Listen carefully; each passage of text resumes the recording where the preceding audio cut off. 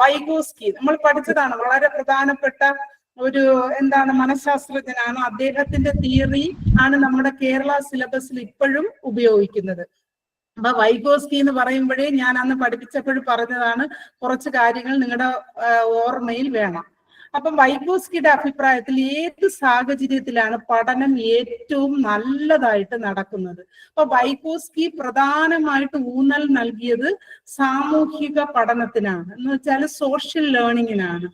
കുട്ടികൾ സമൂഹവുമായി ബന്ധപ്പെടുന്നതിലൂടെയാണ് ഏറ്റവും കൂടുതൽ പഠനം നടക്കുന്നത്.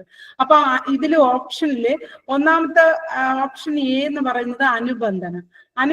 നമ്മൾ അനുബന്ധന സിദ്ധാന്തം പഠിച്ചു, അപ്പോഴും ഓപ്ഷൻ എ അല്ല. അടുത്ത് ഇസഡ്പിഡിക്ക് അകത്ത് നടക്കുമ്പോൾ, ഇസഡ്പിഡി എന്ന് പറയുന്ന ആശയം ആരുടെ സംഭാവനയാണ്? വൈഗോസ്കിയുടെ. അപ്പം ഇസഡ്പിഡി എന്ന് പറഞ്ഞ എന്താണ്?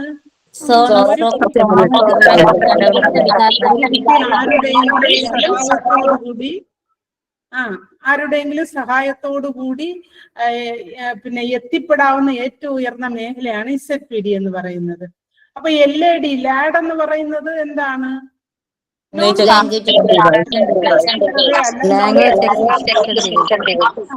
പിന്നെ തനിച്ച് ഒരിക്കലും നല്ല രീതിയിൽ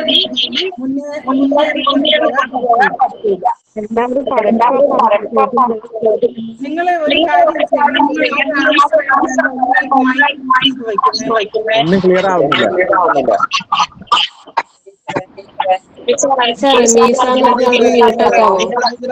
ബാക്കി ആരെ കൊണ്ട് മൈക്ക് ഓൺ ആക്കിക്കണ്ട ടീച്ചർ തന്നെ എടുത്താൽ മതി, അല്ലെങ്കിൽ ഭയങ്കരമായിട്ട് ഉണ്ടാക്കും. പക്വതയില്ലാത്ത ആൾക്കാർ, അതുകൊണ്ട് അധ്യാപകരാന്ന് പറഞ്ഞിട്ട് കാര്യമില്ല, അവർക്ക് പറഞ്ഞാൽ മനസ്സിലാക്കാനുള്ള ശേഷിയില്ല. ഓക്കെ, വൈഗോസ്കിയുടെ അഭിപ്രായത്തിൽ ഏറ്റവും കൂടുതൽ പഠനം നടക്കുന്നത് നമ്മുടെ ഈ തന്നിരിക്കുന്ന ഓപ്ഷനിലെ ബി ആണ് കറക്റ്റ് ആൻസർ എന്ന് പറയുന്നത്. എന്ന് വെച്ചാൽ ഇസഡ്പിഡിക്ക് അകത്ത് നടക്കുമ്പോഴാണ് ഏറ്റവും നല്ല പഠനം നടക്കുന്നത്. കാരണം നമുക്കുള്ള അറിവിനോടൊപ്പം തന്നെ മറ്റുള്ളവർ കൂടെ നമ്മെ സഹായിക്കുമ്പോൾ, മറ്റുള്ളവർ എന്നിവിടെ ഉദ്ദേശിക്കുന്നത് MKO, നമ്മെക്കാളും ആർക്കാണോ അറിവ് കൂടുതൽ അവർ കൂടെ സഹായിക്കുമ്പോഴാണ് നല്ല രീതിയിൽ പഠനം നടക്കുന്നത്. അപ്പൊ ഇവിടുത്തെ കറക്റ്റ് ആൻസർ എന്ന് പറയുന്നത് ഓപ്ഷൻ ബി ആണ് കറക്റ്റ് ആൻസർ. അടുത്ത ക്വസ്റ്റ്യൻ, താഴെ പറയുന്നവയിൽ ഏതാണ് ഡിസ്ലെക്സിയ ഉള്ള ഒരു കുട്ടിക്ക് ഉണ്ടാകാൻ സാധ്യതയുള്ള ബുദ്ധിമുട്ടുകൾ? നമ്മൾ പഠിച്ചു ലേണിംഗ് ഡിസബിലിറ്റിയുടെ 5 ലേണിംഗ് ഡിസബിലിറ്റിയെ കുറിച്ച് പഠിച്ചു. അതിൽ ഒന്നാമത്തതാണ് ഡിസ്ലെക്സിയ. ഡിസ്ലെക്സിയ എന്ന് പറഞ്ഞാൽ എന്താണ്? വാക്കുകൾ തിരിച്ചറിയാനുള്ള ബുദ്ധിമുട്ടിനെ അല്ലെങ്കിൽ വായനാ വൈകല്യത്തെയാണ് ഡിസ്ലെക്സിയ എന്ന് പറയുന്നത്. അപ്പൊ ഈ 4 ഓപ്ഷനും നമുക്ക് നോക്കാം. ഓടാനും തുള്ളിക്കളിക്കാനും അതല്ല. ഓടാനും തുള്ളിക്കളിക്കാനുമുള്ള ബുദ്ധിമുട്ടിനെ എന്തെന്നാണ് പറയുന്നത്? അടുത്ത ഗണിത പ്രശ്നങ്ങൾ ചെയ്യുന്നതിനുള്ള ബുദ്ധിമുട്ടിനെ അപ്പൊ ഒഴുക്കോടെ വായിക്കുന്നതിനും വാക്കുകൾ തിരിച്ചറിയുന്നതിനുള്ള ബുദ്ധിമുട്ടിനെയാണ് ഡിസ്ലെക്സിയ എന്ന് പറയുന്നത്. അടുത്ത സംസാരിക്കുന്ന ഭാഷ മനസ്സിലാക്കുന്നതിനുള്ള ബുദ്ധിമുട്ടിനെയാണ് അൽഫാസിയ എന്ന് പറയും. അപ്പൊ കറക്റ്റ് ഓപ്ഷൻ എന്ന് പറയുന്നത് ഓപ്ഷൻ സി ആണ്. ഓക്കെ, അടുത്ത ക്വസ്റ്റ്യൻ, കുട്ടികളെ വിമ്രജന ചിന്തയിലേക്ക് നയിക്കുവാൻ താഴെ പറയുന്ന ഏതെല്ലാം ചോദ്യങ്ങൾക്ക് സാധിക്കും? കുട്ടികളെ വിമ്രജന ചിന്തയിലേക്ക് നയിക്കുവാൻ. വിമ്രജന ചിന്ത എന്ന് പറഞ്ഞാൽ എന്താണ്? ഒന്നിലധികം ഉത്തരങ്ങൾ. ഓക്കെ, ഒന്നിലധികം ഉത്തരങ്ങൾ. അപ്പം നമ്മൾ ഡൈവർജന്റ് തിങ്കിങ് എന്ന് പറയും. ക്രിയേറ്റിവിറ്റി ഒക്കെ ഡെവലപ്പ് ചെയ്യുന്നത് വിമ്രജന ചിന്തനത്തിലാണ്. അപ്പൊ ഇതിൽ താഴെ പറയുന്നതിൽ ഏതൊക്കെ കാര്യങ്ങളിൽ നിന്നാണ് വിമ്രജന ചിന്തയിലേക്ക് നയിക്കുവാൻ കുട്ടിയെ സഹായിക്കുന്നത്? ഒന്നാമത്, ഒരു പേപ്പർ ക്ലിപ്പിന് ഏതെല്ലാം തരത്തിൽ നമുക്ക് ഉപയോഗിക്കാനാകും അല്ലെ?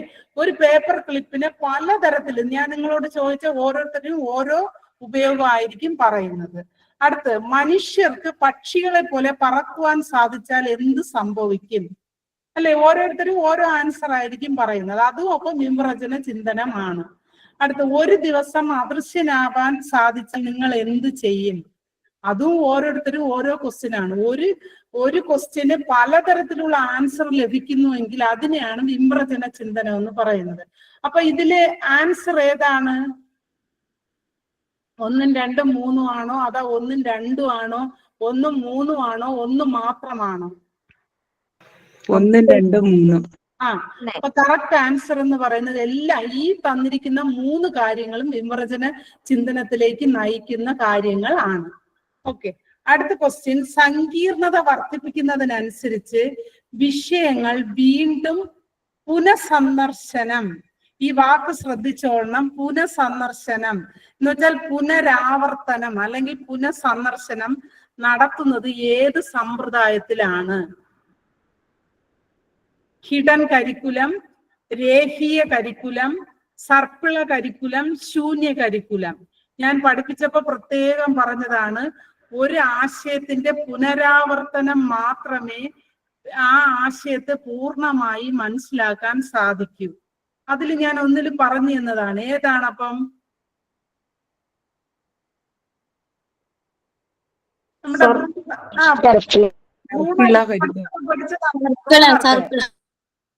സർപ്പിള കരിക്കുലം എന്ന് വെച്ചാല് 1ാം ക്ലാസ്സിൽ പഠിക്കുന്നതിന്റെ കണ്ടിന്യൂഷൻ ആണ് 2ാം ക്ലാസ്സിൽ. 2ാം ക്ലാസ്സിന്റെ പുനരാവർത്തനമാണ് 3ാം ക്ലാസ്സിൽ. അതിനെയാണ് പറയുന്നത് സങ്കീർണത വർദ്ധിക്കുന്നതിനനുസരിച്ച് എന്ന് വെച്ചാൽ പ്രയാസം കൂടുന്നതിനനുസരിച്ച് വീണ്ടും അതിനെ എന്ത് ചെയ്യും? പുനഃസന്ദർശനം അല്ലെങ്കിൽ പുനരാവർത്തനം നടത്തുന്ന കരിക്കുലത്തെയാണ് സർപ്പിള കരിക്കുലം. അപ്പൊ സർപ്പിള കരിക്കുലം ആദ്യമായിട്ട് രൂപീകരിച്ചത് ആരാണ്? ബ്രൂണർ. ജെറോമസ് ബ്രൂണറാണ് രൂപീകരിച്ചത്. അടുത്തത് പുരോഗമനാത്മക വിദ്യാഭ്യാസത്തിന് യോജിച്ച അധ്യാപന രീതി ഏത്? പ്രോഗ്രസീവ് എഡ്യൂക്കേഷന് യോജിച്ച അധ്യാപന രീതി ഏത്? പ്രോജക്റ്റ് അധിഷ്ഠിത രീതി, പ്രഭാഷണ രീതി, ഡ്രില്ലും പരിശീലനവും മുകളിൽ പറയുന്നവ ഒന്നുമല്ല. നമ്മൾ പഠിച്ചു പ്രോഗ്രസീവ് എഡ്യൂക്കേഷന്റെ പിതാവ് എന്ന പേരിൽ അറിയപ്പെടുന്നത് ആരെയാണ്? ജോൺ ഡൂയി ഏറ്റവും കൂടുതൽ പ്രാധാന്യം ലേണിംഗ് ബൈ ഡൂയിങ് അല്ലേ, അതിനാണ് പ്രാധാന്യം നൽകിയ. അപ്പൊ ഇവിടെ എന്തായിരിക്കും കറക്റ്റ് ഓപ്ഷൻ ആയിട്ട് വരുന്നത്?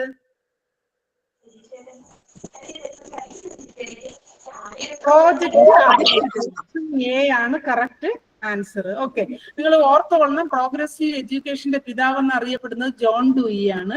ജോൺ ഡൂയി പറഞ്ഞതെന്ന് വെച്ചാൽ കുട്ടികളെ ശിശു കേന്ദ്രീകൃത വിദ്യാഭ്യാസത്തിനാണ് അദ്ദേഹം പ്രാധാന്യം നൽകിയത്. കുട്ടികൾ എന്ത് ചെയ്യണം? സ്വയം ചെയ്ത് പഠിക്കണമെന്നാണ് പറയുന്നത്. അതിനാണ് അദ്ദേഹം പ്രാധാന്യം, അതാണ് ലേണിംഗ് ബൈ ഡൂയിങ്ങിനാണ് പ്രാധാന്യം നൽകിയത്. അതുകൊണ്ട് പ്രോജക്റ്റ് എന്ന് പറയുന്നത് കുട്ടികൾ സ്വയം ചെയ്ത് പഠിക്കാനുള്ളതാണ്. അതാണ് നമ്മുടെ അല്ലെങ്കിൽ പ്രോഗ്രസീവ് എഡ്യൂക്കേഷന്റെ അധ്യാപന രീതി എന്ന് പറയുന്നത്. ഇതില് പ്രോജക്റ്റ് അധിഷ്ഠിത രീതി ആണ്. അടുത്ത്, അധ്യാപിക തന്നെ ഗൗനിക്കുന്നില്ല എന്ന് മനസ്സിലായപ്പോൾ മുതൽ ബെന്നി ക്ലാസ്സിൽ തടസ്സങ്ങൾ സൃഷ്ടിക്കുന്നത് നിർത്തി.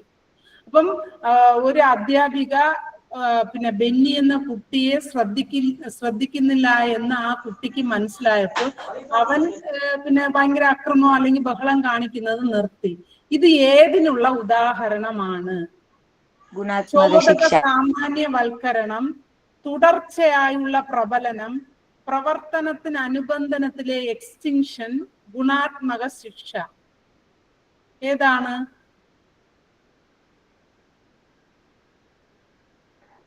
Option C. ടീച്ചർ ശ്രദ്ധിക്കുന്ന ഓപ്ഷൻ സി ആണ് കറക്റ്റ് ആൻസർ. പ്രവർത്തന അനുബന്ധനത്തിലെ എക്സ്റ്റിങ്ഷൻ. നമ്മളിത് മറ്റേ അനുബന്ധന സിദ്ധാന്തം പഠിച്ചതാണ്. പക്ഷെ ക്വസ്റ്റ്യൻസ് എങ്ങനെയാണ് വന്നെന്ന് നിങ്ങൾക്ക് മനസ്സിലാക്കാം. റിയൽ ലൈഫ് സിറ്റുവേഷനുമായിട്ടാണ് ക്വസ്റ്റ്യൻ തന്നിരിക്കുന്നത്. അപ്പൊ ഇതിലെ കറക്റ്റ് ആൻസർ എന്ന് പറയുന്നത് പ്രവർത്തന അനുബന്ധനത്തിലെ എക്സ്റ്റിങ്ഷൻ. ഇപ്പൊ കുട്ടികള് ഇതിന് വേറൊരു ഉദാഹരണം പറഞ്ഞു തരാം. ഇപ്പൊ ക്ലാസ്സിൽ ഒരു അധ്യാപകൻ കയറിയപ്പോൾ എന്ത് ചെയ്തു? കുട്ടികൾ ഭയങ്കര ബഹളം. അപ്പൊ അധ്യാപകൻ എന്ത് ചെയ്തു? മൗനം പാലിച്ചു. മൗനം പാലിച്ചപ്പോ കുട്ടികൾ ഓട്ടോമാറ്റിക്കായിട്ട് എന്ത് ചെയ്തു? സംസാരം നിർത്തി. അതും ഇതിന് ഉദാഹരണം ആണ്. അടുത്ത്, നിരവധി തവണ ശ്രമിച്ചിട്ടും ഒരു ഗണിത പ്രശ്നം പരിഹരിക്കാൻ പറ്റാതായ കുട്ടി ആ പ്രശ്നത്തെ മറ്റൊരു രീതിയിൽ ദൃശ്യവൽക്കരിച്ചപ്പോൾ എളുപ്പത്തിൽ ഉത്തരം ലഭിക്കുകയുണ്ടായി.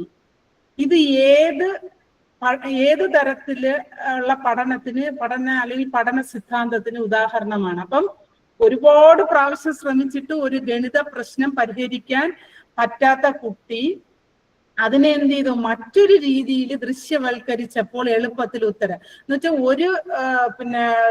ഒരു വഴി പറഞ്ഞു കൊടുത്തപ്പം അതില് കുട്ടിക്ക് മനസ്സിലാക്കാൻ പറ്റിയില്ല. പക്ഷെ വേറൊരു ഇപ്പൊ ഓഡിയോ വിഷ്വൽ എയ്ഡ്സോ അല്ലെങ്കിൽ ലൈവായിട്ടുള്ള കാര്യങ്ങളോ കൊണ്ട് ഇപ്പൊ എണ്ണാൻ പഠിപ്പിച്ചപ്പം ഇപ്പൊ സാധനങ്ങൾ എടുത്തു വച്ച് എണ്ണി പഠിപ്പിച്ചപ്പോ കുട്ടി എന്ത് ചെയ്തു, പെട്ടെന്നത് മനസ്സിലാക്കി. ഇതിന് ഉദാഹരണം ഈ ഓപ്ഷനിൽ കറക്റ്റ് ഏതാണ്? ശ്രമ പരാജയ പഠന സിദ്ധാന്തം, അന്തർദൃഷ്ടി പഠന സിദ്ധാന്തം. അന്തർദൃഷ്ടി പഠന സിദ്ധാന്തം വരില്ല. പിന്നെ അനുകരിച്ചും കുട്ടിക്ക് പഠിക്കാൻ പറ്റില്ല, മനപ്പാടമാക്കിയും കുട്ടിക്ക് എന്താണ് ഓർമ്മ നിൽക്കൂല. അപ്പൊ ഇതിലെ കറക്റ്റ് ഓപ്ഷൻ ഏതാണ്? Option A. ഓപ്ഷൻ ശ്രമ പരാജയ അല്ലേ? ഒരിക്കൽ ശ്രമിച്ചു, പിന്നെ എന്ത് ചെയ്തു, പരാജയപ്പെട്ടു, വീണ്ടും ശ്രമിച്ചു. ശ്രമ പരാജയ പഠനങ്ങൾ വഴിയാണ് കുട്ടി എന്ത് ചെയ്തത്, എളുപ്പത്തിൽ ഉത്തരം ലഭിക്കുന്നതിനായി കുട്ടി എന്ത് ചെയ്തത്, പഠിച്ചത്. അടുത്ത്, പഠനം ലിംഗപരമായ സ്ഥിര രൂപങ്ങളെ നേരിടാൻ ഉതകുന്ന ഏറ്റവും നല്ല ക്ലാസ് റൂം സാഹചര്യം ഏത്? പഠനം എന്നതില് ലിംഗപരമായ സ്ഥിരരൂപം എന്ന് വെച്ചാൽ ജെൻഡർ സ്റ്റീരിയോ ടൈപ്പ്. എന്താണ് ജെൻഡർ സ്റ്റീരിയോ ടൈപ്പ് എന്ന് പറഞ്ഞാൽ, ഇപ്പൊ ഒരു സമൂഹത്തില് ആൺകുട്ടികൾ ഇത് ചെയ്യും, പെൺകുട്ടികൾ ഇത് ചെയ്യും. അപ്പൊ പണ്ട് കാലത്ത് മിലിറ്ററിയിൽ പെൺകുട്ടികൾക്ക് ഇതില്ലായിരുന്നു, ആൺകുട്ടികൾക്കാണ് മിലിറ്ററിയിൽ എന്ത് ചെയ്യുന്നത്, അവകാശങ്ങൾ ഉണ്ടായിരുന്നത്. അപ്പൊ ഓരോരുത്തർക്ക് സമൂഹം ഓരോരോ കാര്യങ്ങൾ ചെയ്യാനുള്ള റൈറ്റ്സ് കൊടുത്തിട്ടുണ്ട്. അതിനെയാണ് ലിംഗസ്ഥിര രൂപം എന്ന് പറയുന്നത്. അതിന്റെ അടിസ്ഥാനത്തിൽ വെച്ച് നോക്കുമ്പോൾ നമുക്ക് ഓപ്ഷൻ നോക്കാം. ശാസ്ത്ര ക്വിസുകളിൽ ആൺകുട്ടികളെ മാത്രം പങ്കെടുപ്പിക്കുക. ഇത് ജെൻഡർ സ്ഥിര രൂപങ്ങളിൽ വരുമോ? ഇല്ല അല്ലെ? ഇത് ജെൻഡർ ഡിസ്ക്രിമിനേഷൻ അല്ലെങ്കിൽ എന്താണ്, ലിംഗവിവേചനമായി. അടുത്ത്, ആൺകുട്ടികൾ ഫുട്ബോൾ കളിക്കുന്നു, പെൺകുട്ടികൾ സൈഡിൽ നിന്ന് ആർപ്പ് വിളിക്കുന്നു. അല്ലെ? രണ്ടുപേർക്കും തുല്യ പ്രാധാന്യം. ഇത് സമൂഹത്തിൽ നടക്കുന്ന കാര്യമാണ്.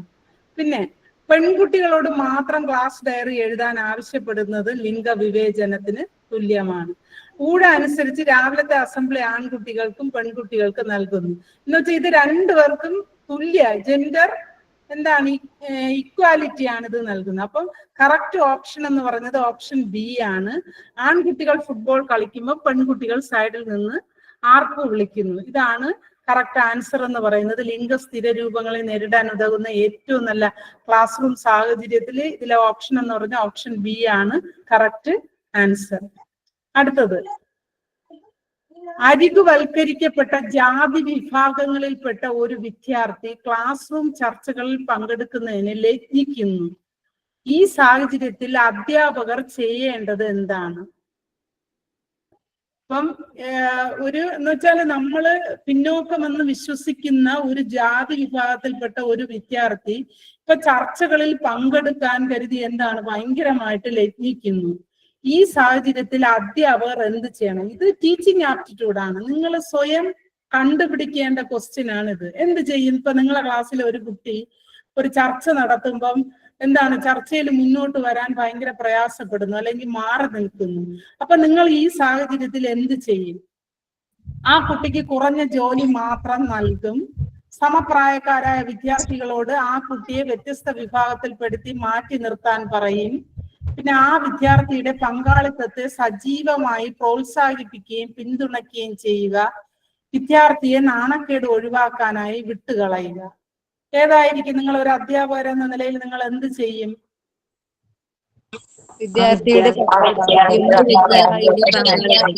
ഓപ്ഷൻ സി ആണ് കറക്റ്റ് ആൻസർ. ഓപ്ഷൻ സി ആണ്. ആ വിദ്യാർത്ഥിയുടെ പങ്കാളിത്തത്തെ സജീവമായി പ്രോത്സാഹിപ്പിക്കുകയും പിന്തുണയ്ക്കുകയും ചെയ്യും. ഓക്കെ, അടുത്തത്, കുട്ടികളുടെ സഹജമായ ഭാഷാ കഴിവ് വിശദീകരിക്കുന്നതിനായി LAD എന്ന ആശയം മുന്നോട്ട് വെച്ചത് ആര്? ഇത് ഒരുപാട് പ്രാവശ്യം പറഞ്ഞിട്ടുള്ളതാണ്. ആരാണ്? LAD എന്ന് പറഞ്ഞാല് അറിയാം, ലാംഗ്വേജ് അക്വിസിഷൻ ഡിവൈസ് ആണ്. LAD എന്ന് പറയുന്നത് ഈ ലാംഗ്വേജ് അക്വിസിഷൻ ഡിവൈസ് അല്ലെങ്കിൽ ലാഡ് കാണപ്പെടുന്നത് എവിടെയാണ്? തലച്ചോറിലാണ്. പിന്നെ എല്ലാ കുട്ടികളും ജനിക്കുമ്പോൾ തന്നെ ഭാഷ കൈകാര്യം ചെയ്യാനുള്ള ഒരു പ്രത്യേക ഉപകരണം എല്ലാ മനുഷ്യരുടെയും തലച്ചോറിൽ കാണുന്നു. ഇതിനെയാണ് എന്ത് പറയുന്നത്? ലാഡ് എന്ന് പറയുന്നത്. എന്ന് വെച്ചാൽ ഭാഷ വികസിക്കുന്നതിനുള്ള ഒരു ഉപകരണമാണ് ലാഡ് എന്ന് പറയുന്നത്. ഇത് ഈ ആശയം മുന്നോട്ട് വെച്ചത് നമ്മുടെ നോം ചോംസ്കി ആണ്. അപ്പൊ ഓപ്ഷൻ ബി ആണ് കറക്റ്റ് ആൻസർ. അടുത്തത് ഹൈസ്കൂൾ വിദ്യാർത്ഥിയായ നോയൽ. ഇത് വളരെ ശ്രദ്ധിക്കണം. ഈ ക്വസ്റ്റ്യൻ നിങ്ങൾ ക്വസ്റ്റ്യൻ വായിക്കാതെ ആൻസർ എഴുതിയാൽ തെറ്റിപ്പോവും. ഹൈസ്കൂൾ വിദ്യാർത്ഥിയായ നോയൽ ശാസ്ത്രത്തിലും ഗണിതത്തിലും മികവ് പുലർത്തുന്നു. അപ്പം നോയൽ എന്ന കുട്ടി സയൻസിലും മാത്സിലും നല്ല മികവ് പുലർത്തുന്നു. എന്നാൽ സാമൂഹ്യ ഇടപെടലുകളിൽ എന്ന് വെച്ചാല് സോഷ്യൽ ഇന്ററാക്ഷനിൽ ബുദ്ധിമുട്ട് നേരിടുന്നു. അപ്പൊ ഗാർഡനറുടെ അഭിപ്രായത്തിൽ ഈ കുട്ടി ഏത് ബുദ്ധിയാണെന്ന് പറയണം. ഏത് ബുദ്ധിയായിരിക്കും? ഗണിത യുക്തി ചിന്താ ബുദ്ധി, അസ്തിത്വപര ബുദ്ധി, പിന്നെ പ്രകൃതിപര ബുദ്ധി, വ്യത്യാന്തര ബുദ്ധി. ഏതായിരിക്കും കറക്റ്റ് ആൻസർ?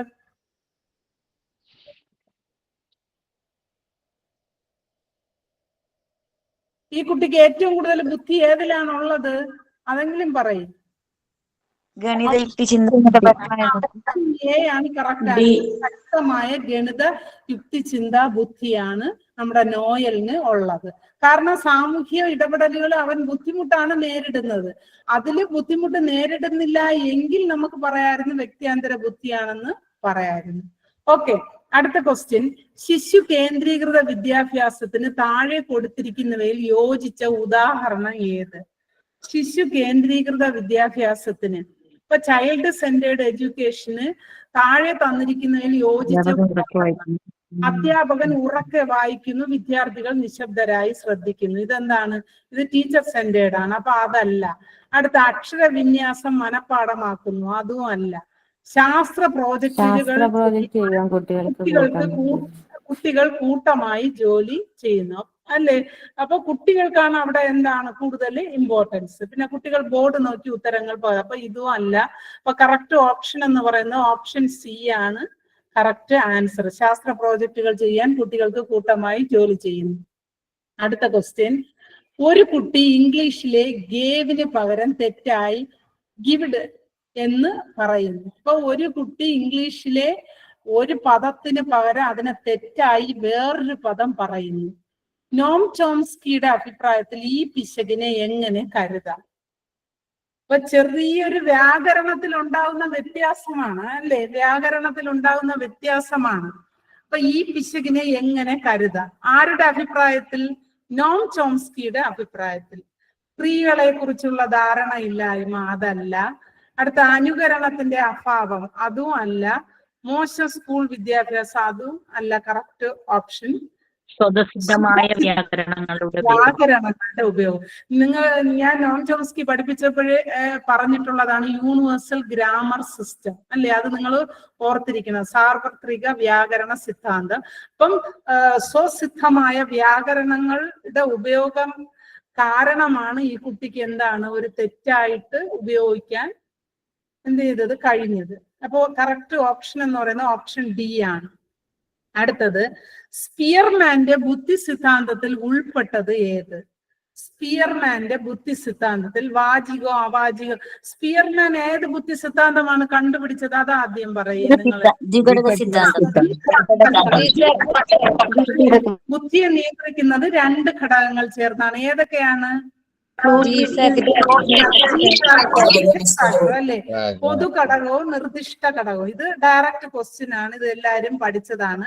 അപ്പൊ ഓപ്ഷൻ സി ആണ് കറക്റ്റ് ആൻസർ എന്ന് പറയുന്നത്. അടുത്തത്, താഴെ കൊടുത്തിരിക്കുന്ന പ്രസ്താവനകൾ വായിച്ച് ശരിയായത് കണ്ടെത്തുക. അപ്പൊ താഴെ കൊടുത്തിരിക്കുന്ന പ്രസ്താവനകൾ വായിച്ച് ശരിയായത് കണ്ടെത്തുക. ഒന്നാമത്തത്, പഠനത്തിനായുള്ള വിലയിരുത്തലിന് ദൈനംദിന ചോദ്യങ്ങൾ ഒരു ഉദാഹരണമാണ്. ഇത് നമ്മൾ ഫസ്റ്റ് ക്വസ്റ്റ്യനിൽ പഠിച്ചതാണ്. പഠനത്തിനായുള്ള വിലയിരുത്തലിന് ദൈനംദിന ചോദ്യങ്ങൾ ഒരു ഉദാഹരണമാണ്. കറക്റ്റ് ആണ്. അടുത്ത്, പഠനം വിലയിരുത്തുന്നതിന് ഒരു ഉദാഹരണമാണ് ഓരോ ടേമിന്റെ അവസാനത്തെ പരീക്ഷ, അല്ലെ? കുട്ടി പഠിച്ചതിനെ വിലയിരുത്തുന്നതിന്റെ ഉദാഹരണമാണ് ഓരോ ടേമിന്റെ അവസാനത്തെ പരീക്ഷ. അപ്പൊ ഇതും എന്താണ്? ശരിയാണോ തെറ്റാണോ? ഇത് ശരിയാണ്. ശരിയാണ്. അപ്പൊ കറക്റ്റ് ഓപ്ഷൻ ഏതാണ്? 1 ഉം 2 രണ്ടും ശരിയാണ്. എ ആണ് കറക്റ്റ് ഓപ്ഷൻ. അടുത്ത ക്വസ്റ്റ്യൻ, പ്രവർത്തനാധിഷ്ഠിത വിദ്യാഭ്യാസത്തിന്റെ പ്രധാന സവിശേഷത തിരിച്ചറിയുക. പ്രവർത്തനാധിഷ്ഠിതം എന്ന് വെച്ചാൽ ലേണിംഗ് ബൈ ഡൂയിങ് അല്ലെ, സ്വന്തമായിട്ട് ചെയ്ത് പഠിക്കുന്ന വിദ്യാഭ്യാസത്തിന്റെ പ്രധാന സവിശേഷത തിരിച്ചറിയുക. ചെയ്തുകൊണ്ട് പഠിക്കുന്നു. ശരിയാണോ തെറ്റാണോ? ശരിയാണ്. കേന്ദ്രീകൃത സമീപനം അത് ശരിയാണോ തെറ്റാണോ? ശരിയാണ് അല്ലേ? എന്ന് വെച്ചാല് കുട്ടിക്കാണ് പ്രാധാന്യം. അടുത്ത സജീവ പങ്കാളിത്തം ശരിയാണോ തെറ്റാണോ? ശരിയാണ്. നല്ല പിന്നെ എന്താണ് സജീവമായി പങ്കെടുക്കാൻ പറ്റുന്നത്. പിന്നെ മനപ്പാഠമാക്കൽ ശരിയാണോ തെറ്റാണോ? തെറ്റാണ് അല്ലേ? അപ്പം ഇതില് കറക്റ്റ് ഓപ്ഷൻ ഏതാണ്? കറക്റ്റ് ആൻസർ ഏതാണ്? 1, 2, 3 എന്നിവ മാത്രം. അപ്പൊ ഓപ്ഷൻ ഡി ആണ് കറക്റ്റ് ആൻസർ. ഓക്കെ, അടുത്തത് കഴിവ് വർദ്ധിക്കുന്നതിന് ഇതൊക്കെ നിങ്ങൾ കുറെ ക്വസ്റ്റ്യൻസ് ഒക്കെ നിങ്ങൾ വായിച്ച് മനസ്സിലാക്കി എന്ത് എഴുതേണ്ടതാണ്. അതാണ് പറയുന്നത്, നമ്മൾ തിയറിയോ എന്ത് കാര്യം ആ കോൺസെപ്റ്റ് ആശയം നമ്മൾ കറക്റ്റ് ആയിട്ട് പഠിച്ചു വെച്ചിരുന്നാൽ നിങ്ങൾക്ക് ഏത് ക്വസ്റ്റ്യനും എന്ത് ചെയ്യാൻ പറ്റും, കറക്റ്റ് ആയിട്ട് എഴുതാൻ പറ്റും.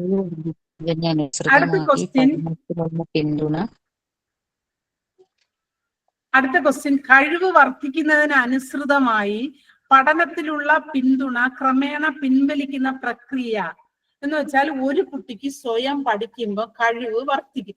സ്വയം പഠിക്കുമ്പോഴല്ല, പഠിച്ചുകൊണ്ടിരിക്കുമ്പോൾ കഴിവ് വർദ്ധിക്കും. അപ്പം പിന്തുണ എന്ന് വെച്ചാൽ സപ്പോർട്ട് ക്രമേണ എന്ത് ചെയ്യും? ഇപ്പൊ നിങ്ങൾ ആരെങ്കിലും പഠിക്കുമ്പോൾ ഞാൻ കുറച്ച് നിങ്ങളെ ഹെൽപ്പ് ചെയ്ത് നിങ്ങൾക്ക് മനസ്സിലായി കഴിഞ്ഞാൽ നിങ്ങൾ എന്ത് ചെയ്യും? സ്വയം പഠിക്കും അല്ലെ? ആ പ്രോസസ്സിനെ പറയുന്ന പേരാണ് എന്തോന്ന്? സ്കഫോൾഡിംഗ് എന്നാണ് പറയുന്നത്. കഴിവ് വർദ്ധിക്കുന്നതിന് അനുസൃതമായി പഠനത്തിന് ഇവിടെ ഉള്ളത് പിന്തുണ എന്ന് പറഞ്ഞാൽ സപ്പോർട്ട് എന്ന് പറയുമ്പോഴേ നിങ്ങൾ ഓർക്കണം സ്കഫോൾഡിംഗ് ആണ്. ഓക്കെ, അടുത്ത പിയാഷെയുടെ വൈജ്ഞാനിക വികാസ സിദ്ധാന്തത്തിലെ പ്രധാനപ്പെട്ട ആശയം. ഈ താഴെ തന്നിരിക്കുന്നതിൽ പിയാഷെയുടെ വൈജ്ഞാനിക വികാസ സിദ്ധാന്തത്തിലെ പ്രധാനപ്പെട്ട ആശയം സർക്കുല പാഠ്യപദ്ധതി ആരുടേതാണ്? പിയാഷെയുടേതാണോ? ബ്രൂണറുടേതാണ്. അപ്പൊ ഓപ്ഷൻ എയും തെറ്റാണ്. അടുത്ത് സ്വാംശീകരണവും സമായോജനവും അല്ലെ, നമ്മളെ സ്കീമ, അസിമിലേഷൻ, അക്കോമഡേഷൻ, അഡോപ്റ്റേഷൻ, ഇത് കറക്റ്റ് ആണ്. അടുത്ത പൗരാണിക അനുബന്ധന സിദ്ധാന്തം ഇതിലുള്ള പിയാഷെയുടേതല്ല. സ്കഫോൾഡിങ്ങും ആരുടേതാണ്? പിയാഷെയുടേത്.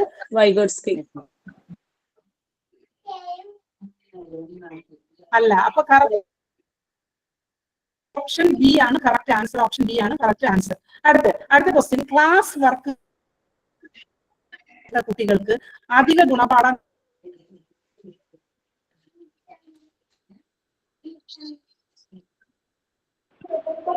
സമയത്ത് ചെയ്യുന്ന കുട്ടികൾക്ക് പിന്നെ അധികമായിട്ട് നൽകുന്ന ഗുണപാഠം അധ്യാപകൻ എന്ത് ചെയ്തു? നിർത്തലാക്കി. ഇത് ഏതിനുള്ള ഉദാഹരണമാണ്? ഏതിന്? ഗുണാത്മക പ്രബലനം, ഋണാത്മക പോസിറ്റീവ് റീഇൻഫോഴ്സ്മെന്റ്, നെഗറ്റീവ് റീഇൻഫോഴ്സ്മെന്റ്, ശിക്ഷ, എക്സ്റ്റിങ്ഷൻ. ഏതായിരിക്കും? ഓപ്ഷൻ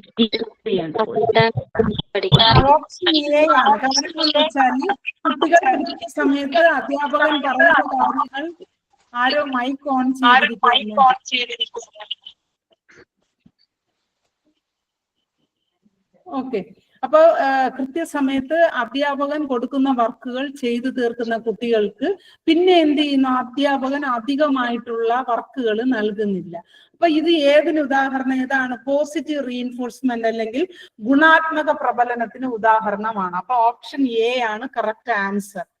അടുത്ത ക്വസ്റ്റ്യൻ, 12ാം ക്ലാസ്സിൽ പഠിക്കുന്ന ഒരു കുട്ടിക്ക് അധ്യാപകനോട് ദേഷ്യം പ്രകടിപ്പിക്കാൻ സാധിക്കാത്തതിനാൽ പിന്നീട് തന്റെ സുഹൃത്തിനെ ശകാരിക്കുന്നതിലൂടെ പ്രകടമാകുന്നത് ഏത് പ്രതിരോധ തന്ത്രമാണ്? ഞാനിത് ഉദാഹരണം പറഞ്ഞു തന്നെ പഠിപ്പിച്ചതാണ് നിങ്ങൾക്കറിയാം. വീട്ടിൽ എന്തെങ്കിലും പ്രശ്നം ഉണ്ടാകുമ്പം ടീച്ചേഴ്സിന് വീട്ടിൽ എന്തെങ്കിലും പ്രോബ്ലം ഉണ്ടാകുമ്പോൾ അതുകൊണ്ട് നേരെ ആരെയിലാണ് കൊടുക്കുന്നത്? കുട്ടികളിലാണ് അല്ലേ? കുട്ടികളെ അന്ന് വീട്ടിൽ എന്തെങ്കിലും പ്രശ്നമുള്ള ടീച്ചറാണെങ്കിൽ അന്ന് സ്കൂളിൽ വന്ന് കുട്ടികൾക്കാണ് ശിക്ഷ നൽകുന്നത്. അത് ഏതാണ്? യുക്തീകരണമാണോ? യുക്തീകരണം അല്ല, പശ്ചാത്ഗമനവും അല്ല, നിക്ഷേപം അല്ല, സ്ഥാനാന്തരണമാണ്. ഹലോ, ഇതിന് മുമ്പ് പറഞ്ഞ ആൻസർ ഒന്നും കൂടി ഒന്ന് പറയാമോ? ജസ്റ്റ് ആൻസർ മാത്രം. ഏതിൻ്റെതാണ്? ഇതാണോ 20-ാമത്തെ? തൊട്ട് മുമ്പ് പറഞ്ഞത് 20-ാമത്തെ. ക്ലാസ് വർക്കുകൾ കൃത്യസമയത്ത് ചെയ്തു തീർത്ത കുട്ടികൾക്ക് അധിക ഗുണപാഠം നൽകുന്നത് അധ്യാപകൻ നിർത്തലാക്കി. കാരണം അധ്യാപകൻ പറയുന്നത് കറക്റ്റ് ആയിട്ട് അവർ ചെയ്യുന്നുണ്ട്. അപ്പം അഡീഷണൽ ആയിട്ട് അവർക്ക് ഭയങ്കരമായിട്ടുള്ള വർക്ക് കൊടുത്ത അവരെന്ത് ചെയ്യും? നെഗറ്റീവ് റീഇൻഫോഴ്സ്മെന്റിലോട്ട് പോകും. അപ്പൊ ഇത് ഏതിന് ഉദാഹരണമെന്ന് അതാണ് ചോദിച്ചിട്ടുള്ളത്. അപ്പൊ പോസിറ്റീവ് റീഇൻഫോഴ്സ്മെന്റ് ആണ് ഉദാഹരണം. കാരണം കുട്ടിയെ വീണ്ടും എന്ത് ചെയ്യും? അല്ലെങ്കിൽ ചെയ്തത് തന്നെ ചെയ്ത് കുട്ടിക്ക് എന്ത് ചെയ്യും? ഭയങ്കരമായിട്ടുള്ള ബോറടിക്കും, പഠിക്കാനുള്ള ഇത് എന്ത് ചെയ്യും? കുറയും. അതാണ് ഓപ്ഷൻ എ ആണ് കറക്റ്റ് ആൻസർ.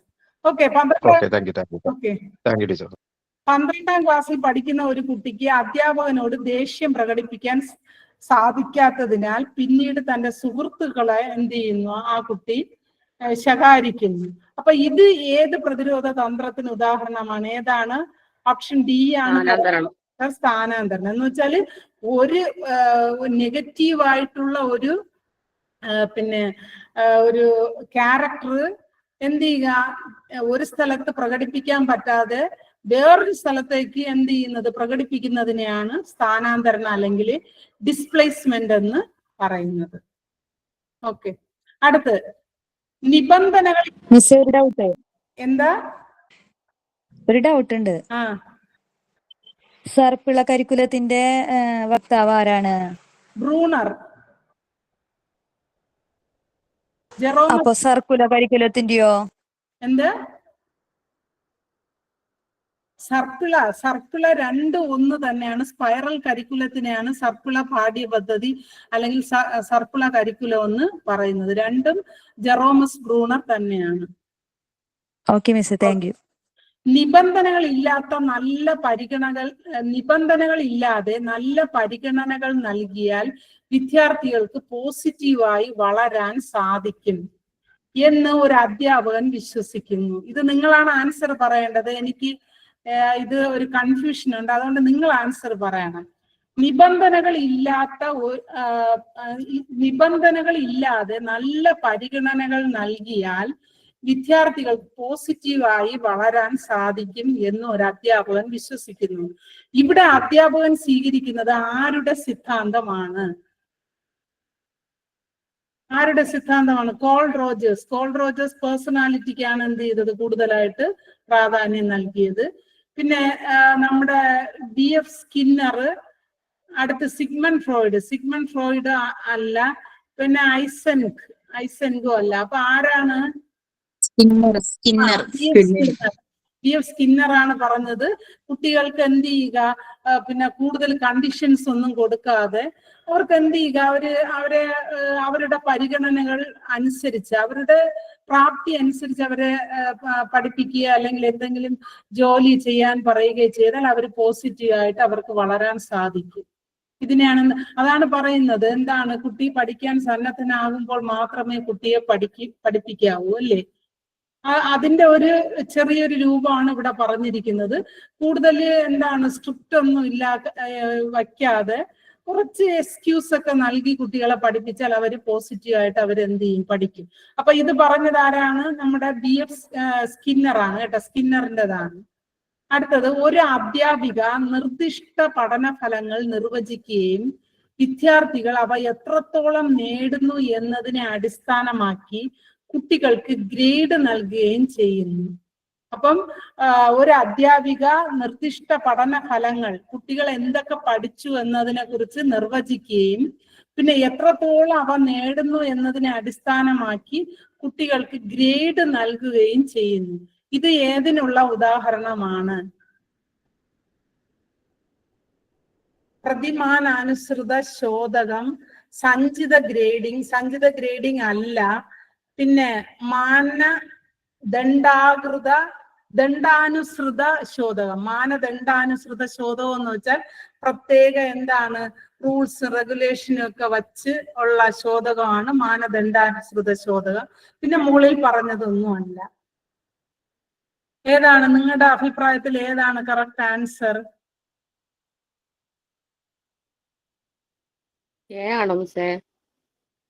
പ്രതിമാനാനുസൃത ശോധകം. പ്രതിമാനം എന്ന് വെച്ചാൽ അതിന്റെ ഇംഗ്ലീഷ് എനിക്ക് അറിഞ്ഞുകൂടാ, അതൊരു ഡൗട്ടാണ്. പക്ഷെ എന്റെ അഭിപ്രായത്തിൽ എന്താ ഓപ്ഷൻ സി മാനദണ്ഡാനുസൃത ശോധകം. എന്റെ അഭിപ്രായത്തിൽ ഓപ്ഷൻ സി ആണ്. കാരണം പ്രത്യേക നിർദ്ദേശങ്ങളും പരിഗണനകളും ഉപയോഗിച്ച് കുട്ടി എത്രത്തോളം നേടി എന്ന് അറിയാൻ ഉപയോഗിക്കുന്ന ശോധകമാണ് മാനദണ്ഡാനുസൃത ശോധകം.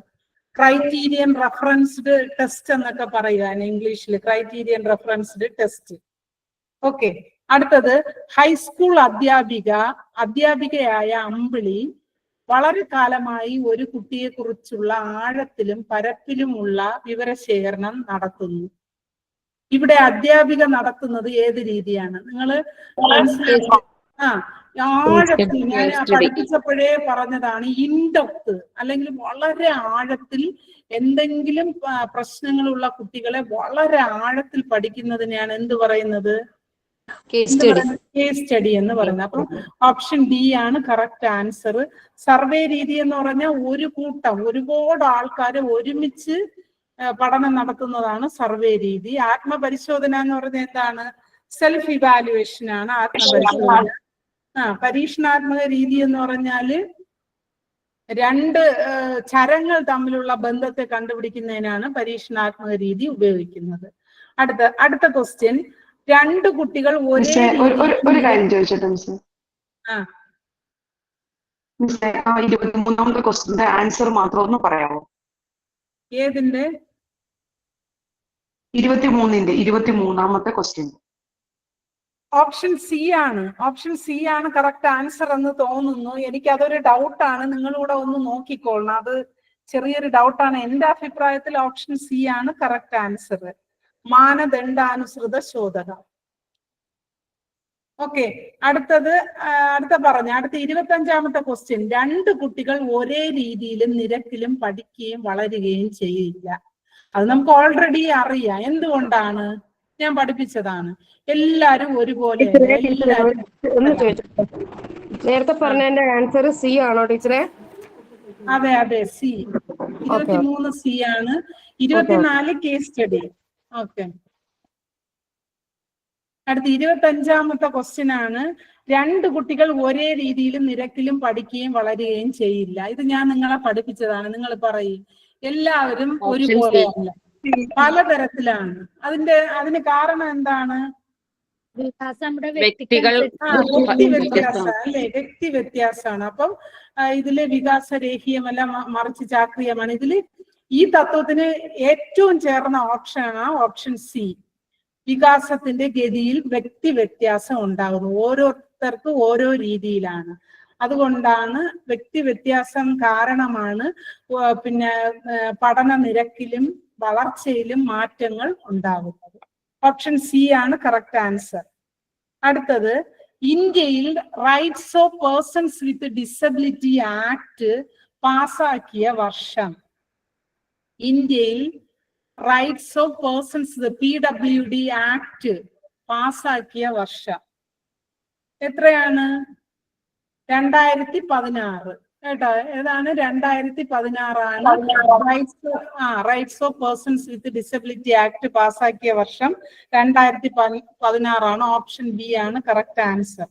അടുത്ത്, നമ്മുടെ ബ്രിഡ്ജസിന്റെ അഭിപ്രായത്തിൽ ഏത് പ്രായത്തിലാണ് കുട്ടികൾ ദേഷ്യം, വിദ്വേഷം എന്നിങ്ങനെ വ്യത്യസ്ത വികാരങ്ങൾ കാണിച്ചു തുടങ്ങുന്നത്? ഇത് നമ്മൾ ബ്രിഡ്ജസ് ചാർട്ടിൽ പഠിച്ചതാണ്. നെഗറ്റീവ് വികാരങ്ങളായ ദേഷ്യവും വിദ്വേഷവും ഏത് പ്രായത്തിലാണ്, ഏത് മാസത്തിലാണ് ഉണ്ടാകുന്നത്? 6ാം മാസത്തിലാണ്. ഓപ്ഷൻ ഡി ആണ് കറക്റ്റ് ആൻസർ. അടുത്ത ക്വസ്റ്റ്യൻ, ഓട്ടിസം സ്പെക്ട്രം ഡിസോർഡർ കുട്ടികളെ പ്രധാനമായും ബാധിക്കുന്നത്. ഓട്ടിസം ബാധിച്ച കുട്ടികൾക്ക് കൂടുതലായിട്ട് അവർക്ക് എന്താണ് അവരുടെ പ്രത്യേകത? സാമൂഹ്യമായ ഇടപെടലും ആശയവിനിമയവും വളരെ കുറവായിരിക്കും. ചാലക ശേഷികളാണോ, ദൃശ്യപരമായ ശേഷികളാണോ, കേൾവിയാണോ? അവർക്ക് കേൾവി ശക്തി ഉണ്ടായിരിക്കും. അപ്പൊ ഇതല്ല. പിന്നെ ദൃശ്യപരമായ ശേഷികൾ ഉണ്ടായിരിക്കും, കാണാനും കേൾക്കാനും ഉള്ള കഴിവുണ്ട്. അപ്പൊ ചാലക ശേഷികൾ, നടക്കാനും ഓടാനും ഉള്ള കഴിവുണ്ട്. അപ്പം എന്താണ് അവർക്ക് കുറവായിരിക്കുന്നത്?